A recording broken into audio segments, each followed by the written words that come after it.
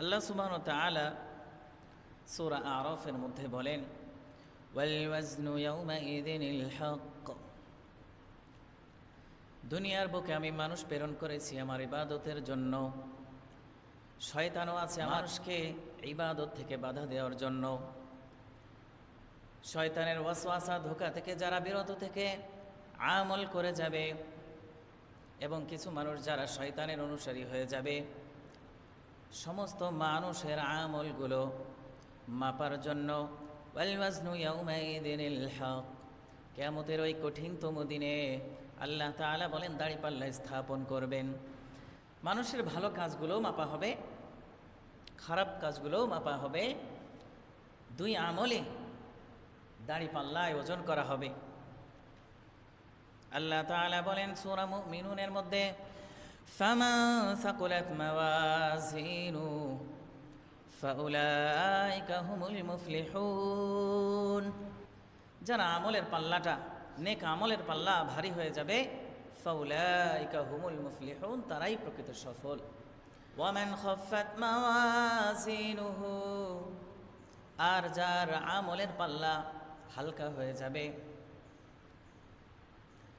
ফাউলাইকা আল্লাযীনা খাসিরু আনফুসাহুম ফি জাহান্নামা খালিদুন। এরা হলো এই সমস্ত ব্যক্তি যারা নিজেরাই নিজেদের ক্ষতি করেছে এবং কিয়ামতের কঠিনতম দিনে জাহান্নামের ফয়সালা হয়ে যাবে। ফি জাহান্নামা খালিদুন, স্থায়ীভাবে তারা জাহান্নামের আগুনে থাকবে। তো এই আয়াত থেকে একটা জিনিস বোঝা যায় যে আল্লাহ সুবহানাহু ওয়া তাআলা মানব জাতিকে তার চূড়ান্ত সফলতা এবং ব্যর্থতার মানদণ্ড বলে দিয়েছেন। আমি আপনি দুনিয়াতে কে ছিলাম, কেমন ছিলাম, কি ছিলাম, আমার আপনার কি ছিল, এর চূড়ান্ত সফলতা বা ব্যর্থতা নির্ধারিত হবে কিয়ামতের ওই কঠিনতম মিজানের পাল্লা ভারী হওয়া বা হালকা হওয়ার ব্যাপারে। আমাদের ভালো কাজগুলো যদি বেশি থাকে, আমরা প্রকৃত সফল। একটা মানুষের চূড়ান্ত সফলতার মানদণ্ড এটাই, পরকালে সে আল্লাহ তাআলার হিসাব থেকে সে মুক্তি পেল কিনা, জান্নাত লাভ করলো কিনা। আর ব্যর্থতার চূড়ান্ত পরিণতি হলো জাহান্নাম। আল্লাহ সুবহানাহু ওয়া তাআলা সূরা কারিয়ার মধ্যে বলেন, মিজানের পাল্লায় যাদের আমলগুলো ভারী হবে তাদের পুরস্কার কি থাকবে?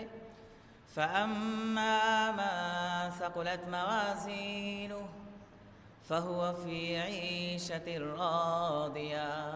যখন আমলগুলো মাপা হবে, নেক আমলের পাল্লা যখন ভারী হয়ে যাবে, আল্লাহ সুবহানাহু ওয়া তাআলা বলছেন ফাহুয়া ফি ঈশাতির রাদিয়া, তাহলে এক সন্তোষজনক জীবনে সে অতিবাহিত করবে, জীবনে থাকবে, মানে সুখের জীবন তার শুরু হয়ে যাবে। ওয়া আম্মা মান খাফফাত মাওয়াজিনুহু ফাউম্মুহু হাওিয়া। আর যার মিজানের পাল্লাটা হালকা হয়ে যাবে, নেক আমলের পাল্লাটা হালকা, গুনাহটাই বেশি, ফাউম্মুহু হাওিয়া, তাহলে তার ঠিকানা হবে হাওিয়া। ওয়ামা আদরাকা মা হিয়া। হাওিয়াটা কি জানেন? ওহে নবী, আপনি জানেন হাওিয়াটা কি? নারুন হামিয়া। হাওিয়াটা বলা হয় জাহান্নামের গর্ত, যেখানে জাহান্নামের উত্তপ্ত আগুন। আল্লাহ নবী সাল্লাল্লাহু আলাইহি ওয়াসাল্লাম সাহাবীদেরকে বলছেন, ও আমার সাহাবীরা, জাহান্নামের এই আগুন দুনিয়ার আগুনের চেয়ে 70 গুণ বেশি উত্তপ্ত। সাহাবারা বললেন, ইয়া রাসূলুল্লাহ, এই সাধারণ মানুষগুলোকে, দুর্বল মানুষগুলোকে পোড়ানোর জন্য, শাস্তি দেওয়ার জন্য দুনিয়ার আগুনই তো যথেষ্ট ছিল। আল্লাহ নবী বলেন যে তাদেরকে বেশি থেকে বেশি শাস্তি দেওয়ার জন্য এই আগুনকে আরো উত্তপ্ত করা হবে, দুনিয়ার আগুনের তুলনায় 70 গুণ বেশি উত্তপ্ত।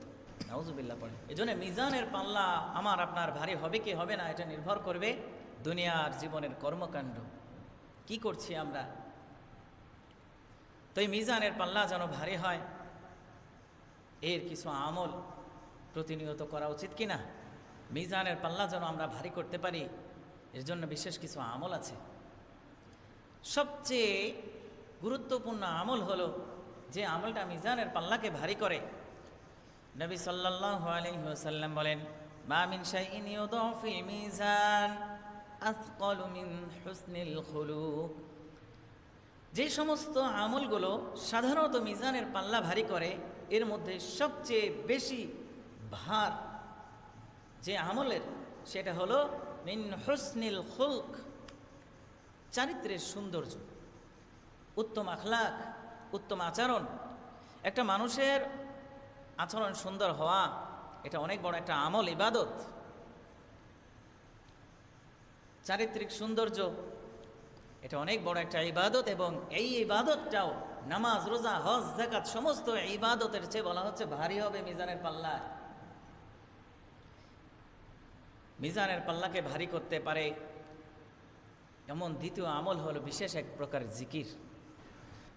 আবু হুরায়রা রাদিয়াল্লাহু তাআলা আনহু থেকে বর্ণিত, তিনি বলেন রাসূল সাল্লাল্লাহু আলাইহি ওয়াসাল্লাম বলেছেন, কালিমাতানি হাবিবাতানি ইলার রহমান, দুটি কালিমা এমন আছে, দুটি জিকির এমন আছে, হাবিবাতানি ইলার রহমান, যেই দুটি কালিমা, যেই দুটি জিকির, যেই দুটি তাসবিহ আল্লাহ তাআলার কাছে অত্যন্ত প্রিয়। খফিফাতানি আলাল লিসান, আমল করাটা খুবই সহজ, জবানে একেবারে হালকা। সাকিলাতানি ফিল মিজান, জবানে হালকা হলেও, আমল করাটা হালকা হলেও, সহজ হলেও মিজানের পাল্লায় এটা অনেক ভারী, অনেক ভারী। আপনার কাছে মনে হবে সামান্য আমল, কিন্তু এই সামান্য আমল মিজানের পাল্লাকে ভারী করে দিবে।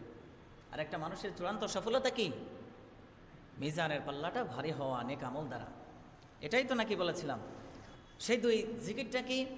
নবী সাল্লাল্লাহু আলাইহি ওয়াসাল্লাম বলেন, সুবহানাল্লাহি ওয়া বিহামদিহি সুবহানাল্লাহিল আযীম। সবাই সাথে সাথে পড়েন, সুবহানাল্লাহি ওয়া বিহামদিহি সুবহানাল্লাহিল আযীম। উঠতে, বসতে, শুইতে, খাইতে, হাঁটতে সব সময় যদি আমরা এই আমলটা করি, দেখা যাবে কিয়ামতের কঠিনতম দিনে আমার আপনার যখন আমল নামাগুলো মিজানের পাল্লায় মাপা হবে, এই ছোট আমলগুলাই মিজানের পাল্লা, নেক আমলের পাল্লাকে ভারী করে দিবে।